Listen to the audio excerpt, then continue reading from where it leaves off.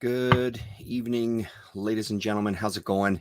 It's me, Comic Crack. It is Sunday, and it's time for the Sunday wrap. So Rasa and I had our chat this afternoon. It was on my channel. If you want to go back and check it out, we should be back next Sunday as well too, for our kind of regular scheduled program. Before we get into it tonight, I just wanted to talk a bit about the interview that happened the other night with Nate Doyle of Crooked Teeth fame. I wanted to give a shout out to Nate specifically for coming by and helping both of us maybe step outside our comfort zones a little bit. I thought it was fantastic. He seems like a great guy. It was a really good conversation. I appreciate everybody that's commented on it already and everybody that's watched it. If you don't know Nate's books, I'd strongly recommend you go and check them out. And if you are interested in seeing that interview and you haven't watched it yet, it's on the channel. Just go back and check it out. It was interesting kind of decompressing after that myself too. And, like a lot of us, I think, just kind of analyzing my end of things. There's some notes that I took from myself to kind of get into for the future as I kind of prepare for, hopefully, fingers crossed, more interviews to come. So it was a great experience overall, though. I'm really glad that I did it. I'm really glad we had a chance to talk. And I'm looking forward to talking to more cartoonists down the road. If anybody out there is watching and wants to chat, please feel free to send me a message. You can find me on social media. I'm always down for a conversation. Get in touch and let's talk. Jason Finestone Colors. Thank you very much, Jason. I appreciate that. I appreciate you being there for that one. I think you were one of the people that stayed the whole time, and that means a lot. So thanks very much, Jason. So the next thing to get into for tonight is going to be a shorter video. I'm having a little bit of a slower start to the year when it comes to reading. I'm not at the pace that I was last year. So it's taking me a little bit to kind of get things moving. So there won't be a ton to talk about tonight, but I did want to share something that I shared this afternoon on the chat with Rasa. I have a new piece of art for the house that my wife and I are going to get framed. It's from a world famous artist. You probably don't know him. He's still pretty underground. For those of you that have been fans of the channel or watching the channel for a long time, you may remember way back in the day, a young man who went by the name of Mr. Tom that used to appear on the channel. Mr. Tom is indeed my son, Jaden, and he's now at this college program. It's a 2-year design course. And this was one of the projects that he had to do. It's a bird house, and he used some various kind of textures and things that they were learning in this program. So my wife and I loved the piece when we saw it on his social media, and we asked him, is there any chance that we could get it for ourselves? I didn't know if he had plans for it or he wanted to keep it or whatever, but he said, no, you can absolutely have it. So he brought it to us this weekend, and I'm very much looking forward to getting it framed. I think it's amazing. I'm a little biased, obviously, as he's my son, but he's always had a really great style of art, and it's really nice to see him kind of developing and kind of stepping outside his comfort zone. Talking about comfort zones, one of the projects that they have is to do kind of maintain a sketchbook. That's never really been something that he's done. So he was kind of excited about it, but also a bit nervous this first kind of part of the term, or part of the school year rather. But and now on this term, they're focusing on like drawing hands, for example, is one of the things in different poses. And so it's pushing him into areas where maybe he wasn't kind of comfortable with in the past, and all for progressing his art and all sorts of things that he's been doing. So really proud of him. It's really nice. Colin Blanchette. Thank you very much. Yes, it is a nice one for sure. Jason, nice. That's one talented dude you got there. Thank you very much, Jason. I appreciate that. We think he's uber talented. So on to what I read this week. It was a grand total, a whopping 4 books. I won't talk too much about the first 3. It's the 4th one that I really want to dig into. I finished reading it before the stream. That's why I was a little bit late. And I thought it was great, and I wanted to talk about it. Oh, and then maybe I'll talk about some music too.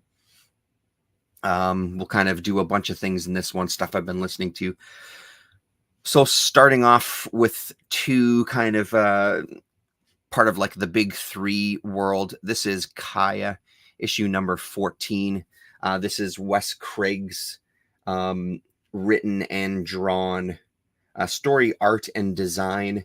Jason Wordie on colors. AW's Tom Napolitano on letters. And this is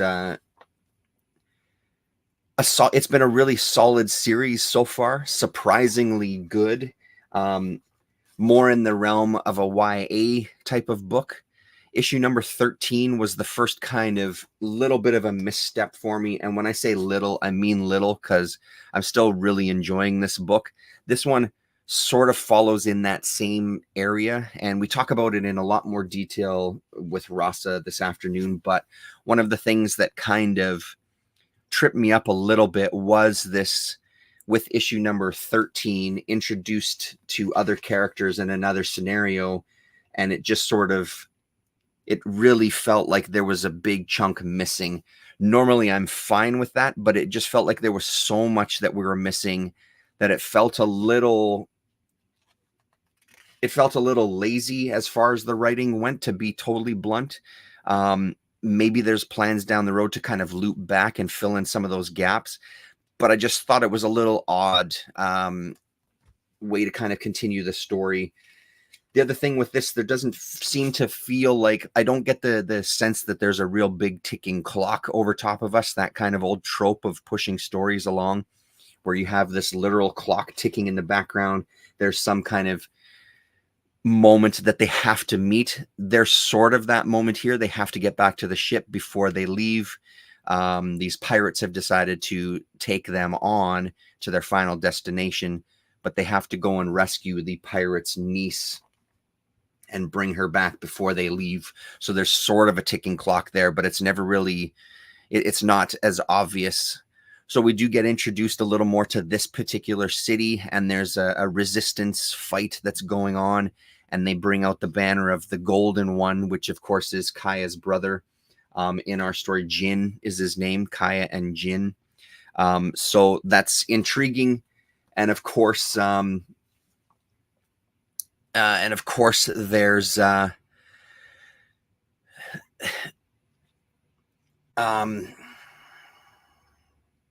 Jesus, lost my thought mid-train there. Of course, the pirate's niece plays a part with this resistance force, which is maybe no big surprise. This book isn't filled with kind of really big moments or anything, and it's not what I expect from it whatsoever. The storytelling has just been really solid, and it's just an interesting group of characters. The art is just gorgeous. The coloring is gorgeous.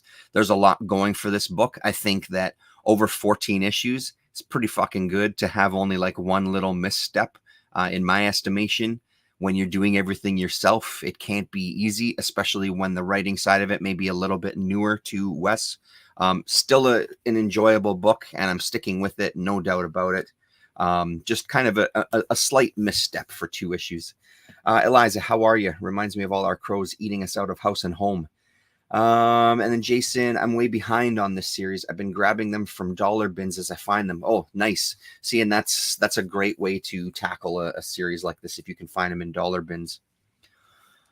On the flip side, Sacrificers issue number 6. This is the final issue before we get like a couple of months break. I think they come back in April is when they said at the end of this.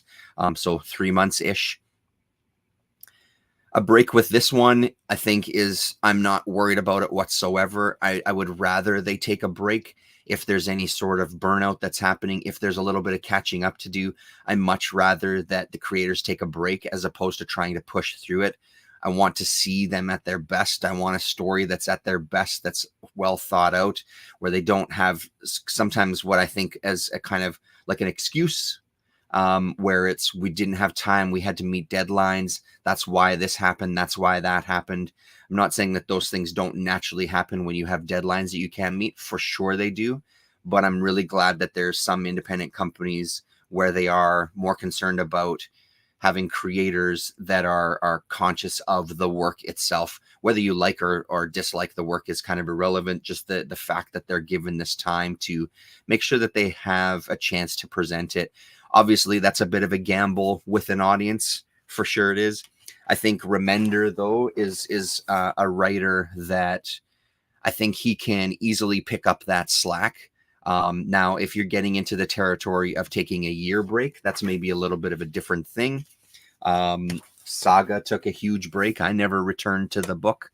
I haven't read it in a long, long time.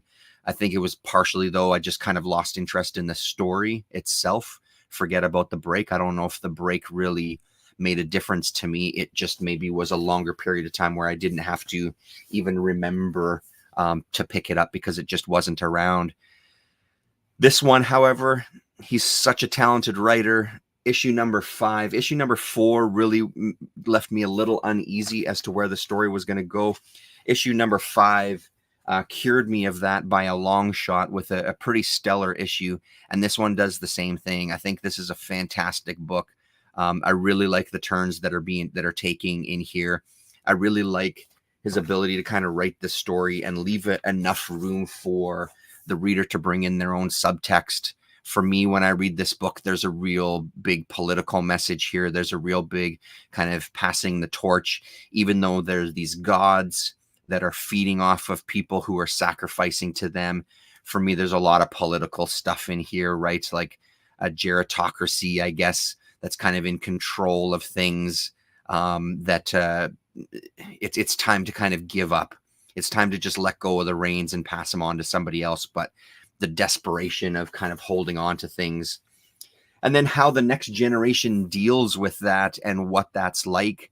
There's a moment in here where we get two of our characters, one that's from the gods side and the other that's from kind of the sacrificed side, kind of coming together, and he ends up saving this princess, this god's daughter, and you start to get the sense that maybe it's going to turn into a buddy movie, and it turns out that's not the case at all. Once he finds out who she is, he's really quick to go, fuck you, fend for yourself, I'm out of here, which is pretty gratifying when you can kind of take those turns. And it sometimes feels like there's a Remender sometimes, even though he's working within a genre, I feel like he's coming up against these crossroads where he's looking at what would classically happen at a particular moment and going against that on purpose and taking us a different direction. There's a lot of David Lynch talk in the back of the first issue and in this one as well, too, saying that that's kind of what he wanted this book to be, open to interpretation. I think he's successful in doing that. I was saying to Rasa this afternoon that I'm sure there's people with a really heavy religious upbringing that maybe see way more of the gods in it and moving away from that religious kind of brainwashing, for lack of another word. So I think it is one of those books where you can kind of read a variety of things into it. Ultimately, though, it does talk about power. And I think that's intriguing. You know, Remender kind of has a punk rock background in him, so he has that kind of ideal. I think it's partially why I was so disappointed in Scumbag and why I dropped it. I expected a little more out of it, to kind of like poke fun at everybody, as I've said in the past. Instead, it seems really directed at one particular side, which I'm just not as much of a fan of. If you're going to go for it, like, let's go for it.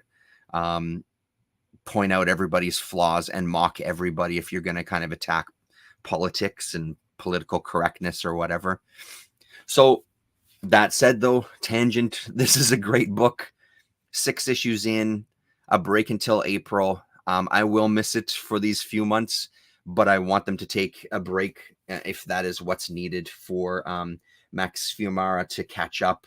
or just even work on other stuff. I'm sure they also have other contracts that they're doing to make a living. So I'm looking forward to it coming back. And if you aren't reading it, I guess now that the 6th issue is out, it'll come in a trade sooner than later, probably during this little break. I think it would read really well as in the trades. I think it reads amazingly month to month because he really leaves you with a nice chunk of a story to kind of chew over for the month before you get the next issue.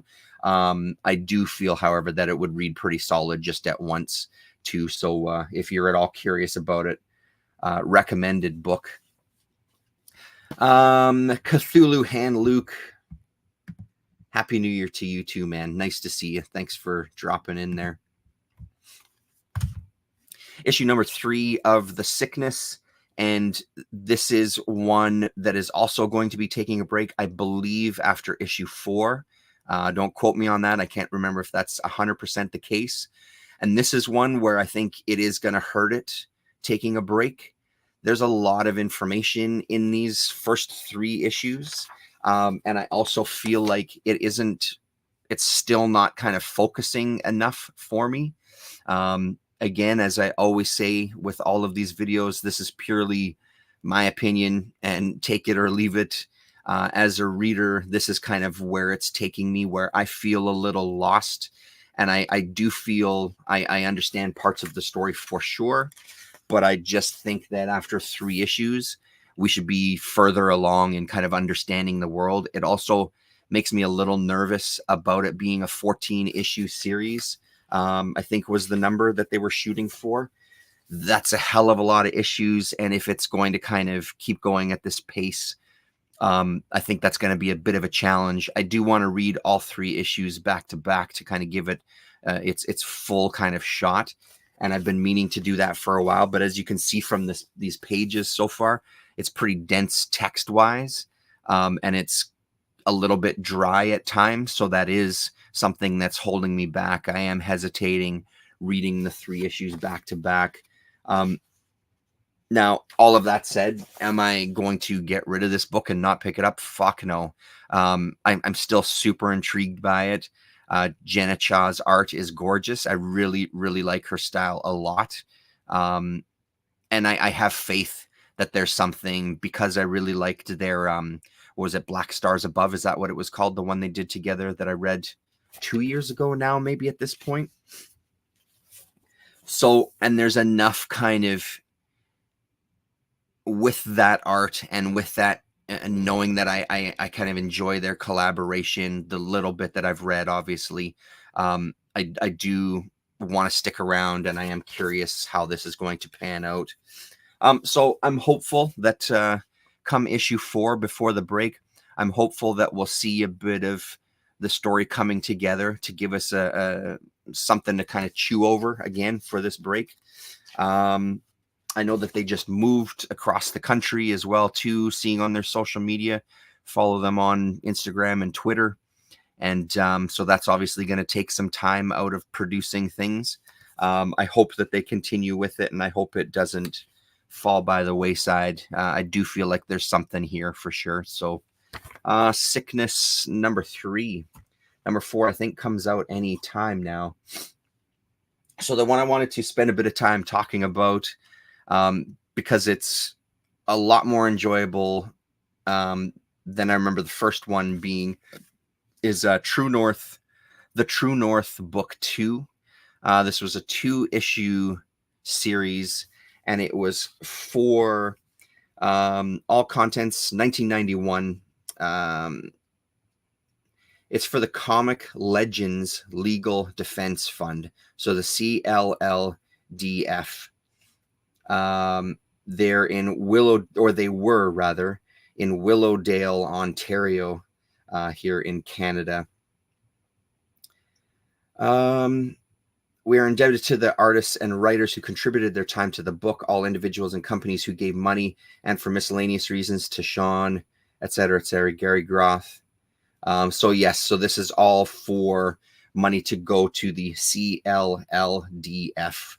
And it's so goddamn good. It's filled with mostly Canadian artists, not exclusively Canadian artists. For example, we get a Mobius pinup on the back cover, which I think probably brought a couple of people in, and pretty nice to have a back cover by him. We also have a Kelly Jones inside back cover as well, too. Kind of his classic Kelly Jones style there, looking pretty sharp. So some big names in here for sure. We get of course, the holy trinity of Canadian comics: Seth, Joe, Matt, and Chester Brown. Each of them giving us a strip that's pretty damn good, but it's the Chester Brown one that steals the show. We get a Dave Sim fold-out cover for the True North as Cerebus has slayed a dragon, with all sorts of things written on it: cops, religion, politicians, overly protective parents, and knee-jerk feminists is what's on the dragon that he's slain. And the princess that he rescues is very happy to see him. So it's good stuff. There was so much in this that I thought was interesting.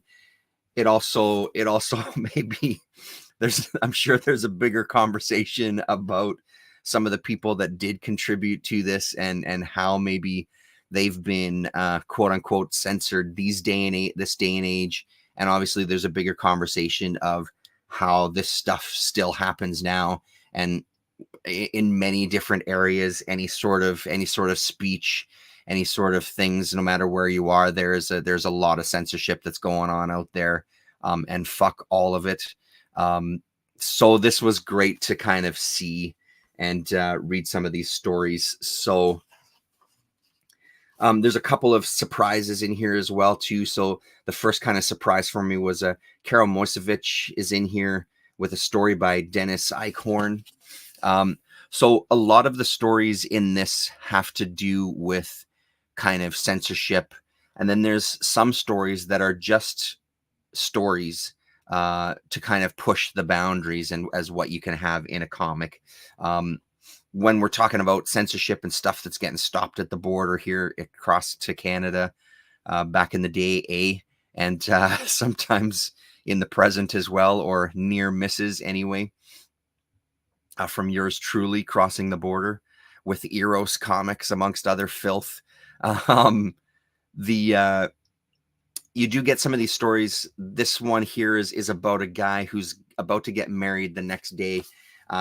He drops his soon-to-be wife off at her ex-boyfriend's, and he heads out to a bar where he picks up this woman and eventually has sex with her, and in the morning leaves and is never to see her ever again, and go off to kind of have his life. So just these kind of interesting little short stories that sort of fit in that world of potentially stuff that might get snatched or be considered obscene. Here we have some nudity, gasp, but beautiful Moisevich art in that one.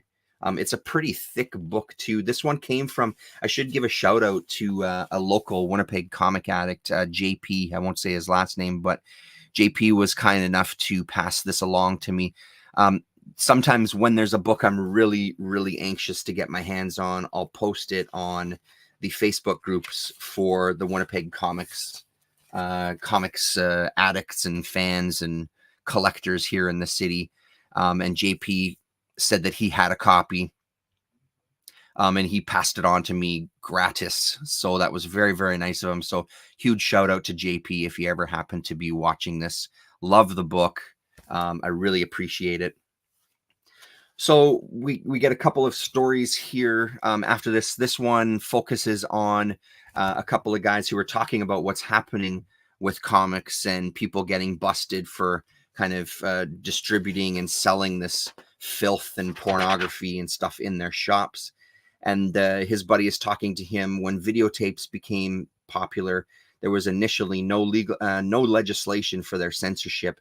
An up-and-coming city councillor invited the opinions of prominent Ontario citizens on this matter. My uncle gave me his invitation. So he talks about his experience sitting and watching what was basically a collection of clips from some movies, but they were the most salacious bits. He claims that they even included a quote-unquote snuff film, which I don't believe is an actual thing, but that's a whole other separate thing. See Robin Bougie from Cinema Sewer write a big article on snuff films and their supposed infiltration into cinema at large. So he talks about how it was a real biased kind of thing. Of course, they presented, of course, it would seem horrific. And of course, taking this snapshot, thinking that all films are like this, which of course they aren't, is going to maybe lead some people down a particular path that you want to be led down. So out of the group, there was 3 of them, our kind of narrator and 2 other people that were part of the group who were saying, fuck that. Censorship is bullshit. You guys have stacked the deck. And of course, the legislation ends up passing. This person gets more prominent into politics.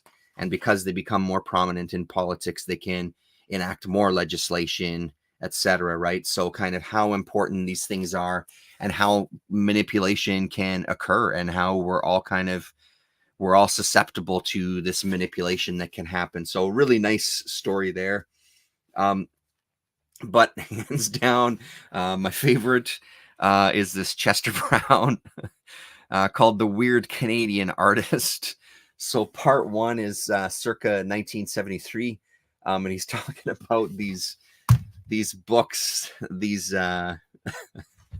it's so fucking stupidly funny. These little drawing tablets. Do you remember those drawing tablets made up of a gummy black surface covered with a thin gray opaque film and a sheet of acetate? They still make them, I guess. You draw on them using anything with a blunt point, even a fingernail, and the opaque film sticks to the black gummy stuff underneath to make the lines of the drawing. And by lifting up the film, you instantly erase the picture. So he talks about when he was younger, he would trace Wonder Woman comics covers onto this thing. And when it came to kind of finishing it off, he wouldn't put any clothes on her. And then he would, of course, in Chester Brown fashion, he'd sit and masturbate to his drawings and then take the film off to erase everything and make sure he scribbled so there'd be no evidence remaining, kind of like in the Playboy where he kept burying those magazines and bringing them back. So cut to part 2, circa 2050. And it's these... Could he really be dead? He hasn't been seen or heard from in weeks, and his neighbors report that a foul odor is emanating from his apartment. He can't die. I grew up on his comics. He was Canada's most famous and respected cartoonist. He was even a companion of the Order of Canada. He won the Governor General's Award 17 times, not to mention a Pulitzer and a Nobel and some Harvey Awards too. So they really talk him up. And they talk to each other. Weren't you telling me, Professor, that there was a time when his work wasn't appreciated? It was virtually ignored when he started. In those days, most comics were about superheroes. What are superheroes? Male adolescent power fantasies. The genre died out around the turn of the century. They sound awful. They were.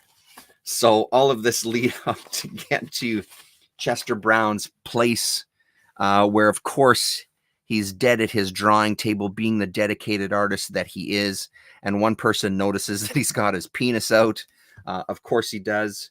What was he doing?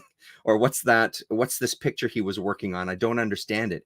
It's Supergirl taking her costume off. So, oh, Chester, hilarious. I love the kind of self-deprecation in it. I love the kind of playing everything up. I think the guy's fucking hilarious, man. And that's a classic Chester Brown strip. We also get your friend and mine, Roberta Gregory, with a 1991 strip where she's talking about, I guess it was Naughty Bits #1 that was one of the books that was caught at the border and deemed offensive and pornographic. So so she talks about how that is and how, boy, of course, making comparison, but hey, you Canadians are just like us, except you sort of like talk funny, and I think you should be entitled to all the freedom of expression that we here in the States enjoy. And of course, there's a knock at the door, and it's people have come. Miss Gregory, are you familiar with these comics that have been appearing in a local paper? And she says, yeah, they're mine. They appear to be extremely critical of recent U.S. policy in the Gulf. Well, sure, but we also have photos taken of you at several anti-war demonstrations, and of course she's taken away. So great stuff. Sean, Jesus, completely blanked on his last name now. Schofield. Apologies. Sean Schofield, and the writer from Human Remains. Let's just take a moment. Make sure we credit people properly. Darren Ray. So Darren Ray and Sean Schofield doing a 2-pager. So the creative team behind Human Remains contributing to this with a nice little piece. And again, Sean's artwork looking sharp as ever there. So nice little bonus in there. The Seth strip here, which is pretty good. Yeah, he's talking about a character getting roped into kind of going to church and how he feels about it. It's an okay little strip. One that kind of caught my eye was Dan Beauvais from Warlock 5 fame, doing kind of what this guy called Sampler Man is kind of known for, taking old strips and kind of collaging them and photocopying them. He's doing a pretty basic thing, talking about violence in this 1-pager here, but that idea of pulling from or sampling, I guess, from old comics to create something new, which is kind of cool. So nice to see him make an appearance. We get a little Nemo in Slumberland knockoff. Talking about something that I wrestle with all the time when all these kind of things come up. Talking about seizing comics. We're making Canada safe. Safe from whom? Safe for the police and government. We have to attack and confuse the media so we can get away with more stuff, like killing more Black people. So it's something I often think about with anything like this. Sometimes I feel like these things are just there as a distraction. Yes, it is part of control, 100%, but I also feel like it serves also as a distraction to take you away from the real shit that they're doing. Steve Bissett with a 1-pager where he just takes some quotes from various legal cases and texts, both current and older, or current at this time anyway, for a nice little strip there about censorship and the thoughts behind it. This one kind of hit close to home. A story about being stopped at the border, coming back from the States, trying to bring Eros comics across the border, as you do, and also trying to bring the book American Psycho, which was deemed offensive at the time too, and you couldn't sell it. Time banned in Canada is specifically the sentence there. So he's talking about what happened at the border. And I mean, I had that experience at the border coming back too, where it's this weird kind of, they can just do whatever they want, searching your car, deciding what can stay, what can go, what you have to pay, what you can bring, what you can't bring. This really kind of strange how that kind of world is when you're there.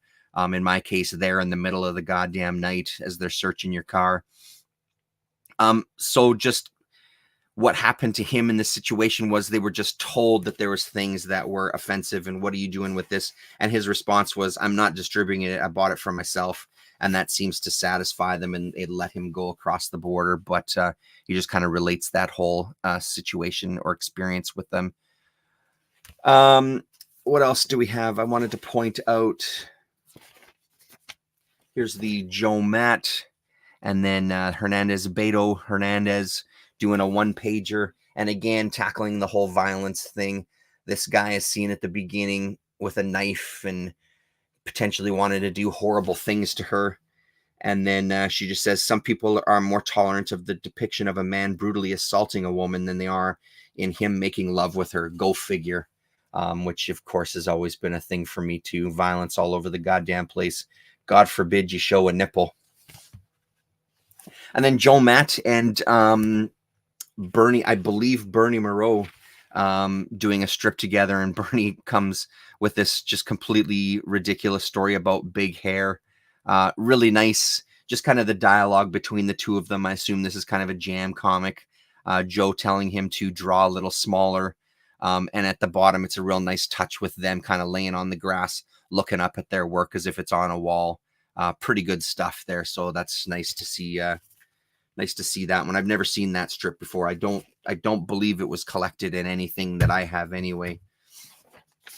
Your friend of mine, Reed Fleming, The World's Toughest Milkman, a strip that I've seen before, but always good to see him pop into these.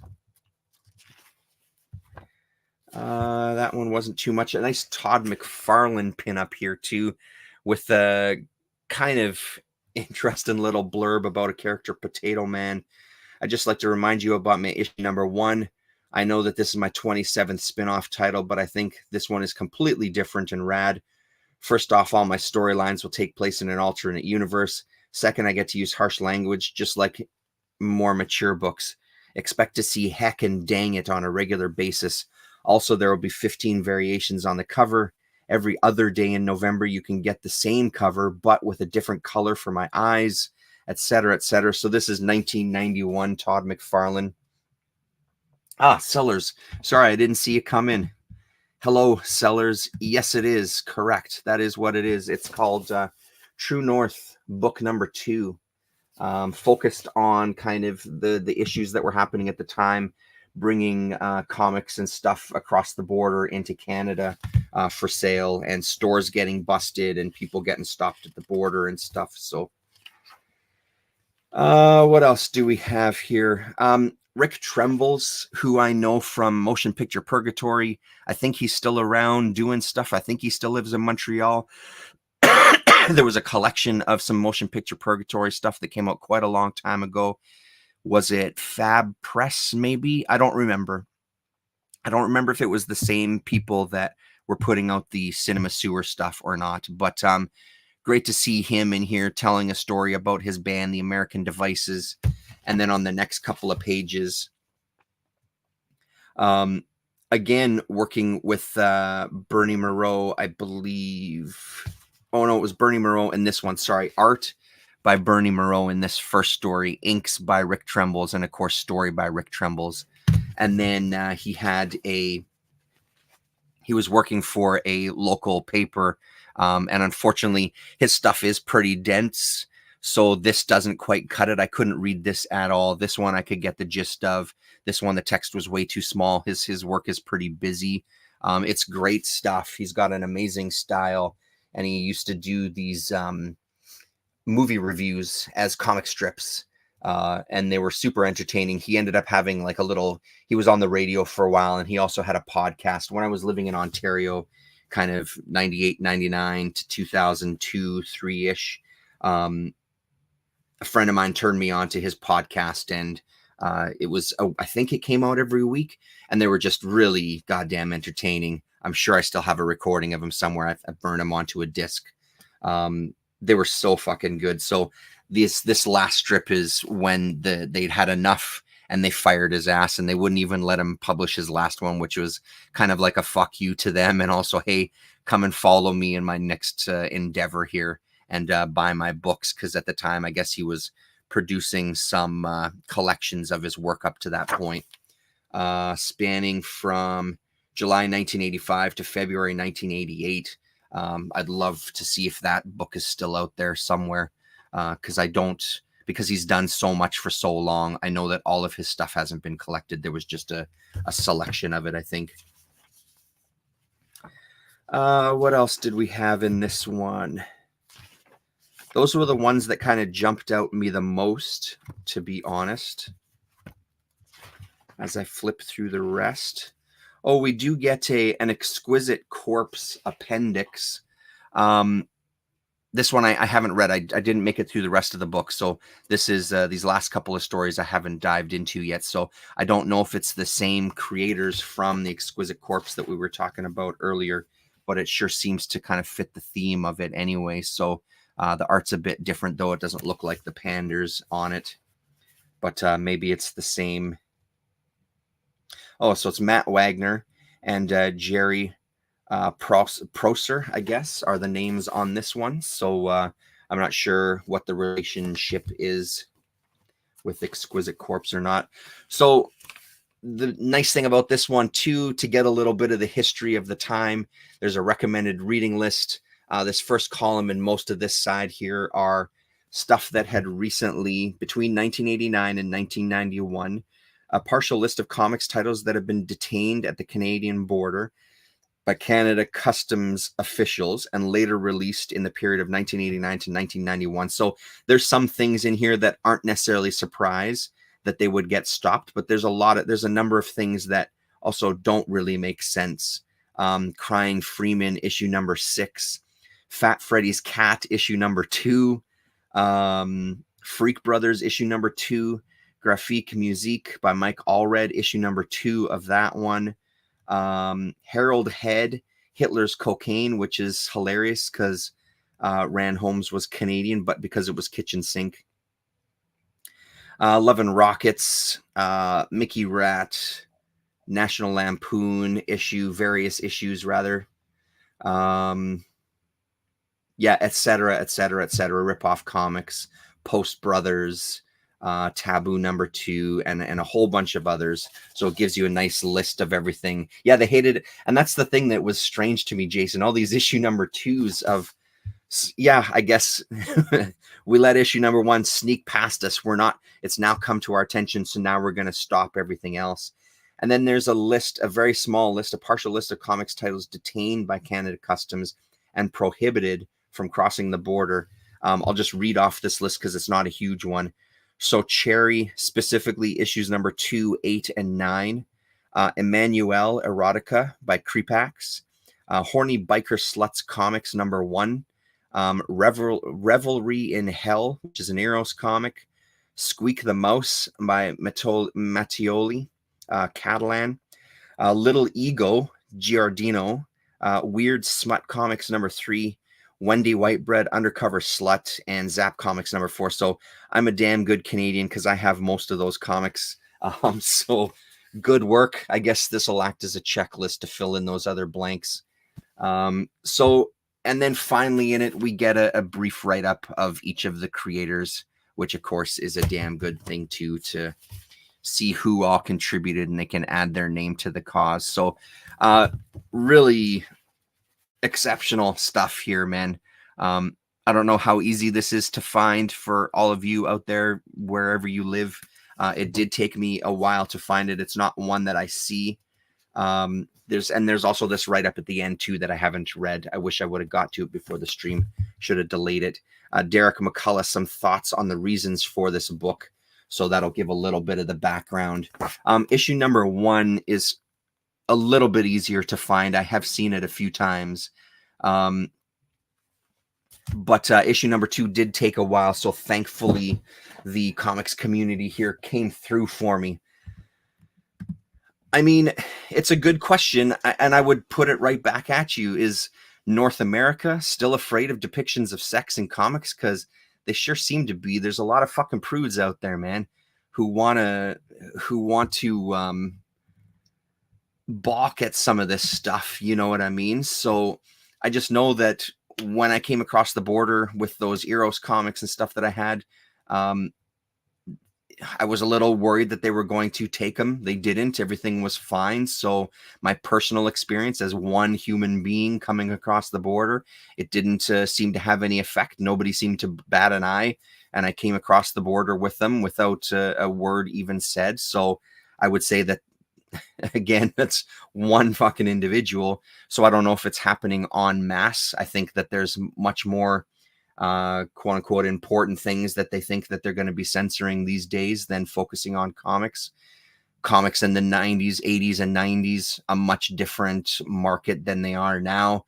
Every generation always has something that's going to ruin the children. As a fan of heavy metal, I went through all of that fucking devil worship bullshit at the time too.